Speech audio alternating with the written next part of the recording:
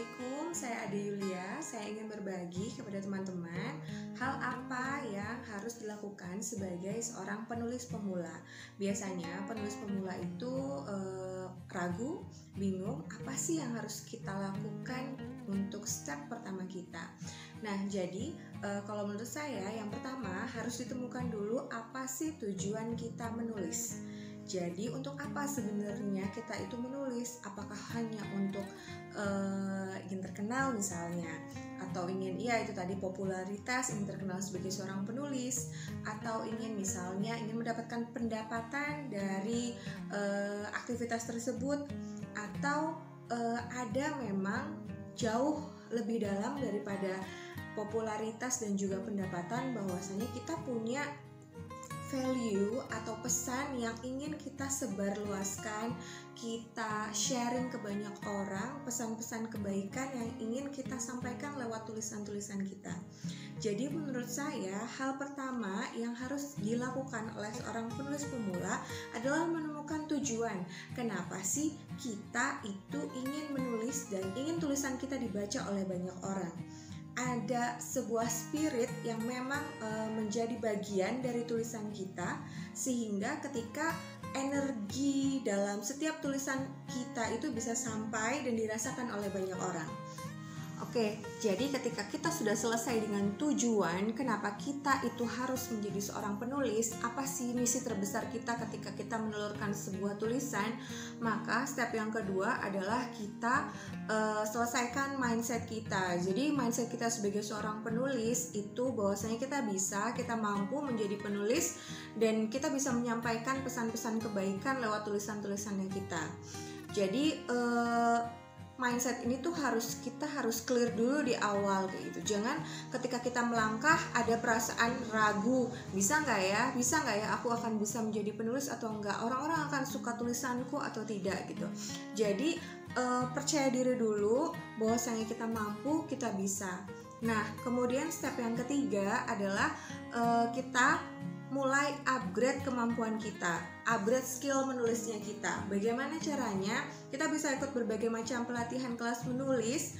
Terus selain itu, hal yang sangat penting adalah kita perbanyak baca buku yang memang sesuai dengan apa kita mau menulis di bidang apa gitu. Misalnya kalau kita sekarang akan menulis buku anak, jadi perbanyaklah referensi buku anak yang kita baca.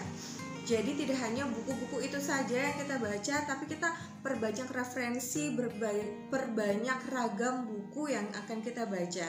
Sehingga itu akan memperkaya kita bagaimana cara menulisnya, kemudian memperkaya kita bagaimana, ternyata alurnya bisa dibuat seperti ini. Terus kita juga akan punya banyak ide tentang sudut pandang sebuah cerita, tentang penokohan, tentang karakter. Jadi dengan membaca kita tuh punya wawasan yang lebih dalam dan juga memperluas sudut pandang kita terhadap sebuah karya. Selain membaca, kita juga harus yang namanya belanja ide. Jadi kita peka terhadap kondisi sekitar kita, kemudian perbanyak juga ngobrol sama anak-anak, bisa juga sama anak kita atau sama anak-anak di sekitar kita. Ngobrol dengan mereka itu akan memberikan tambahan-tambahan ide segar yang kemudian di luar pemikiran kita sebagai orang dewasa.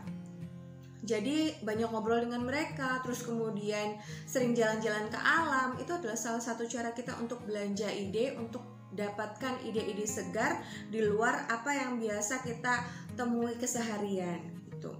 Tapi kita juga sebenarnya bisa, kalau mau peka terhadap kehidupan sehari-hari, ada hal-hal sederhana yang bisa digunakan juga atau bisa kita aplikasikan ke dalam tulisan kita. Nah, setelah kita belanja ide, nah sekarang selanjutnya adalah kita juga harus tahu ya, ketika kita mau bikin buku, itu tuh kita harus tahu yang namanya ragam buku atau jenis anak sesuai dengan target pembaca yang ingin kita bidik gitu. Jadi kita sebenarnya mau bikin buku itu untuk anak usia berapa, itu sangat penting. Jadi karena buku setiap jenjang usia itu berbeda-beda. Nah, selanjutnya seperti apa sih detail ragam jenis buku sesuai dengan usia anak akan kita bahas selanjutnya. Oke, kalau semua pengetahuan, semua skill, mindset, terus kita juga udah sering baca, tujuan kita juga sudah ketemu, apa poin penting selanjutnya? Poin penting selanjutnya adalah actionnya. Jadi kita tinggal bagaimana mempush diri kita untuk bisa aktif dan sering menulis gitu. Jadi sangat percuma kalau kita sudah punya dapatkan tujuan, sudah sering baca, udah upgrade kemampuan kita, tapi kok nyatanya mau nulis itu males, mau nulis itu ketunda-tunda, mau nulis itu kok kebanyakan ide tapi nggak dituangkan gitu. Jadi yang penting itu adalah kemudian adalah actionnya. Jadi kita mau menuliskan apa yang memang sudah ide-ide yang sudah bertebaran, yang sudah kita dapatkan, kemudian kita bikin menjadi sebuah karya. Kalau misalnya di awal merasa, aduh kok tulisanku begini banget ya, kok tulisanku kayaknya kurang maksimal ya, it's okay gitu loh. Kita tidak mengejar kesempurnaan di awal gitu. Yang penting kita lakukan adalah action terus menerus, tidak berhenti, tidak berkata bahwasanya ini kok kayaknya gini banget, ini kok kayaknya aku males, dan segala macam alasan gitu. Karena kalau kita tidak menulis, dari mana kita akan memulai langkah pertama dalam berkarya? Oke, selamat mencoba.